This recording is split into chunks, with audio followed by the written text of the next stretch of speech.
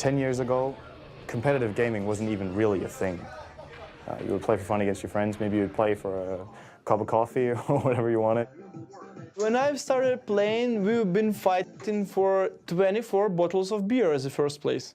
I'm not joking.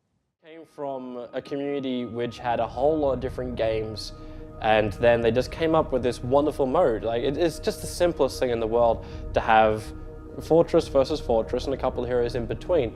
And when Dota All-Stars came together, it was a combination of all of these different types of ideas that people had around this game mode and piled it all into one big thing which has been refined over the years. The idea behind Dota is adapted by many others who created their own different versions of it. Some even combined the many into one.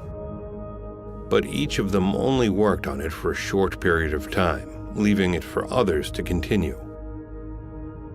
It wasn't until 2005 that it rapidly gained popularity, when yet another individual called IceFrog picked up the development and took the chance to devote his life to the game. But what made his work so successful, as opposed to all the others who had tried their best before him? He listened. Talking to hundreds of different people every day, asking questions, seeking advice, he skillfully condensed the feedback to produce the game the community wished for.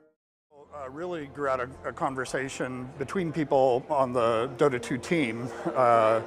IceFrog thought it would be a good idea if we tried it out, and we tried to think of how you reward people for what the different things they bring. And it seemed like the professional players were generating a lot of value for the community. So the International One grew out of that idea of how can we return to them some of what they've already given to the community.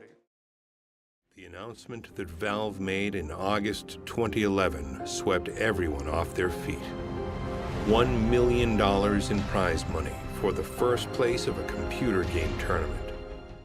Now might not realize because they see these tournaments and they're like, wow, there's so much money, so the players are playing for a living, which of course we are at this point, but back then for us it was a hobby that we took to the next level. Right now there are so many more avenues. It's not only teams providing salaries, which is of course really good for the players because they get this safety net even if they're not performing really well, but also they can create item sets that net people money. Item sets can get 6 figures if something does well, so sometimes you can, as a player, some players could potentially make more money out of selling items than from winning prize tournaments, right? And from that you can actually get a sustainable income as well.